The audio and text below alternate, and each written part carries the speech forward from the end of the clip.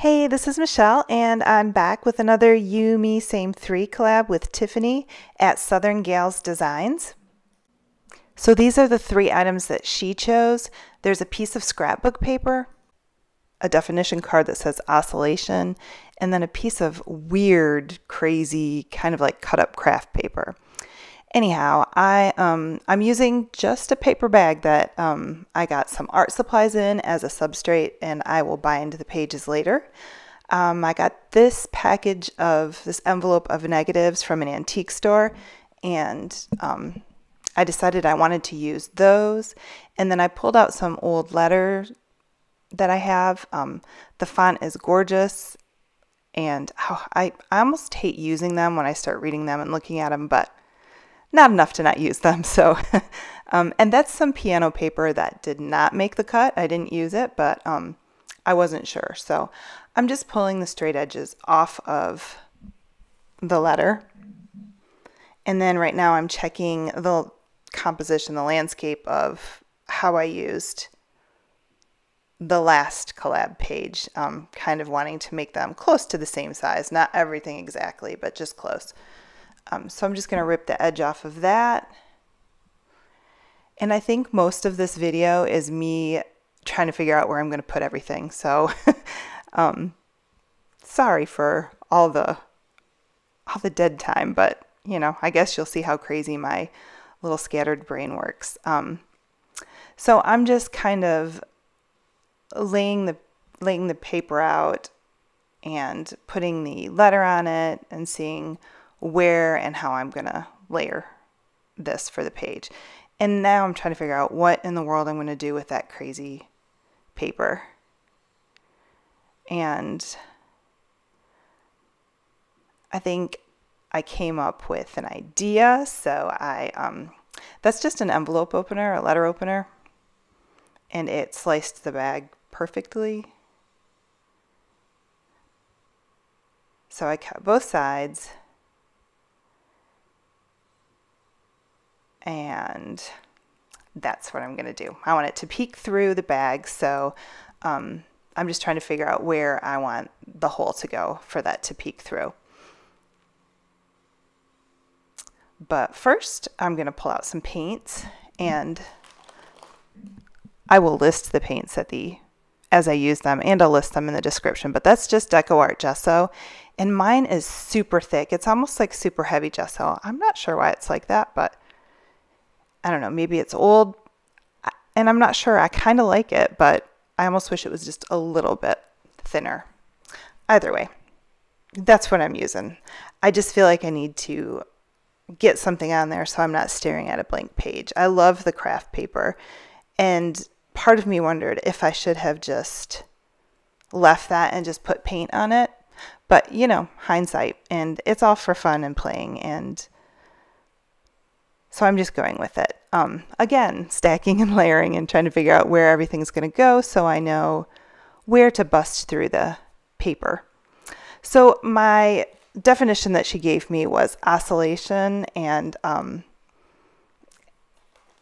the definition was a back and forth movement, I believe.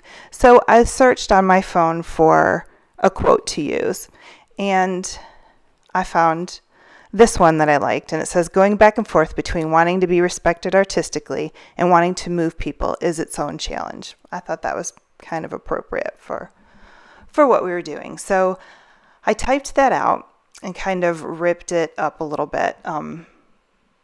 It's not perfect. It's kind of going off center, and I'm okay with that. I kind of like it. So now I think I've finally decided about where I'm going to put this crazy paper that Tiffany picked out and tried to stump me with. And she did do a good job. It took me a little bit to figure out what to do. So now I'm just going to take a pencil and punch a hole through it and then tear the piece back. And so, you know, nothing is ever as easy. It looks like I'm struggling. So I put the paper behind it to see what it looked like, and I didn't think it stood out enough. And then I remembered Tiffany likes to burn things, so I was like, yeah, I think I'll take a page from her book and get a lighter and burn it. And this is a child protected lighter, and let me tell you, there's no way I could burn down much of anything, but well, yeah, I could. I'm kind of accident prone and a little dangerous, but I didn't burn anything down. I had a little water bottle there just to make sure. So I burned that, and I liked how that stood out. I think that the paper stands out much better. And then I put a little hole up at the top there, and again, having issues with, I have to use both hands to start. Sad. So then I'm just drying it where I sprayed it to make sure it didn't take over the entire bag, because that bag is really thin, and it could have really, the whole thing could have gone up in flames. And I have so much paper in my room that I'm pretty certain my whole room would start on fire.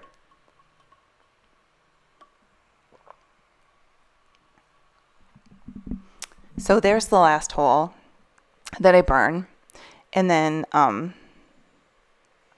I use some super heavy matte gel medium, and I prefer Liquitex. You use whatever you like, but I just put that around the outside of the burned hole.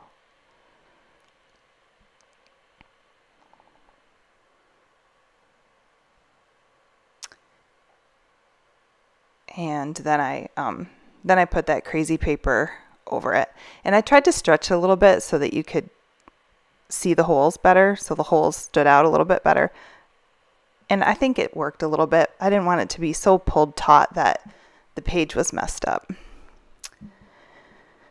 So I'm just getting the extra bits off, and then I went ahead and did the other pieces so you didn't have to watch. So I'm going to jump forward here in just a minute. There. So that's all 3 pieces done. And again, I'm going to start playing with these papers and trying to figure out what I'm going to do. This page should have come together so much faster, but I futz so much that, you know, it is what it is. So I tore a little edge off, and I'm trying to decide if I want that little definition paper at the, or card at the top, or if I'm going to put it at the bottom.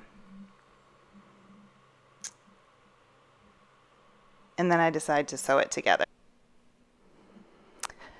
So now I'm just going to take another edge off of the scrapbook paper, and I took that little piece of letter, and I'm going to, this is just an Elmer's glue stick, and I don't like it as well as the Yoo-Hoo, but you know, it's what I had and I wanted to use it up. So I glued that along the top and kind of put that in place, and then decided to take just that little bit of yellow that I tore off and kind of put it in between the quote and the definition. And I'm just going to rip that other edge off.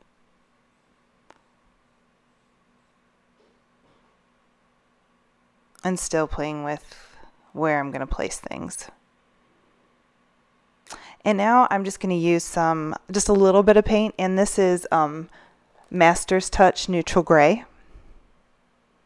And I thought it kind of matched, you know, the negative and the burnt edges. And then that is Waverly chalk paint, and it's in the color Maize.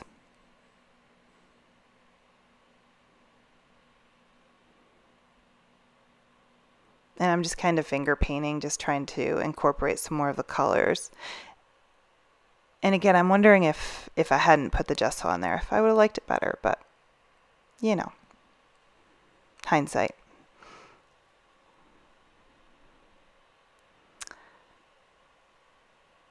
So I'm still trying to decide where to place this.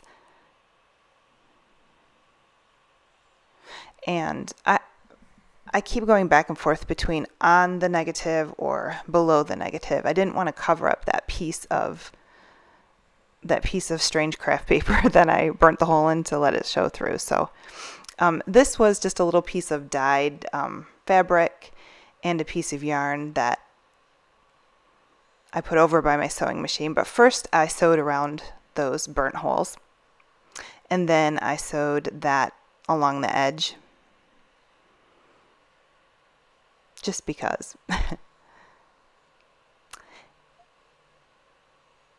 And see, I'm wondering now that I look at it if I like that better there. So you let me know what you think, because you'll see where it ends up. Well, you already know where it ends up being. I end up placing it on the end, on the bottom there. But I'm almost thinking I liked it better back the other way, not where it is right now.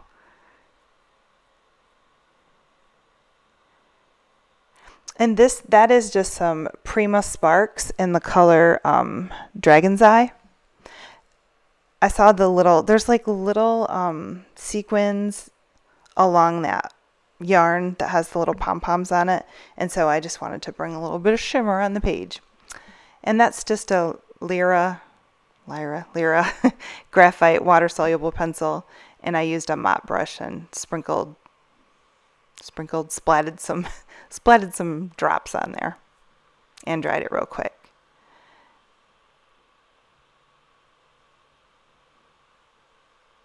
And so I'm back doing this again and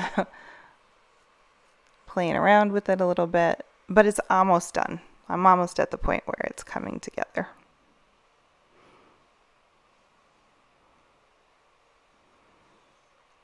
So again, I'm going to use the Liquitex Super Heavy Matte Medium and adhere those two together. It works really good. I don't know why I'm pressing so hard. I think it was starting to curl a little bit on the edges, so I wanted to press it.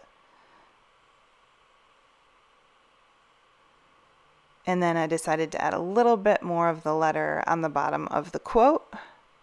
And maybe that's why I put it down there.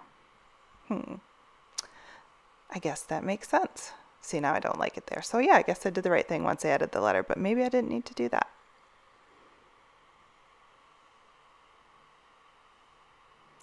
So I'm just adding that onto the page.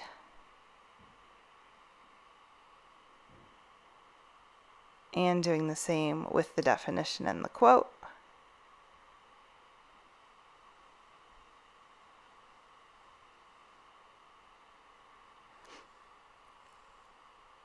And I'm just trying to move some of those, some of the threads and the little bits so that you can actually read the quote.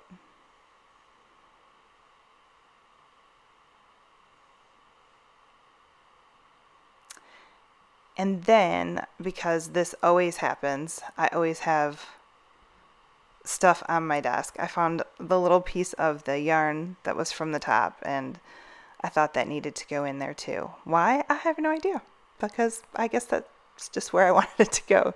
So I kind of poked it up there in place and pushed it down.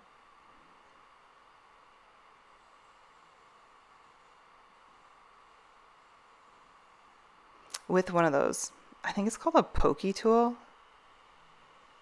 Does that sound right? That's a weird name, isn't it? But anyhow, that's what I used to tuck it underneath there and just pressed it into place. After about 12 applications of glue.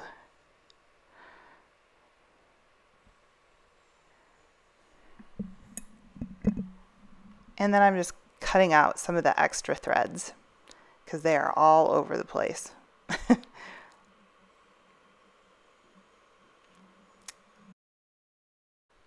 So thanks so much for watching, and if you haven't checked out Tiffany's yet, her link is in the description. And so happy that you hung around. I'm going to put some close-up shots at the very end, and I'll see you again next month. Thanks a lot. Bye.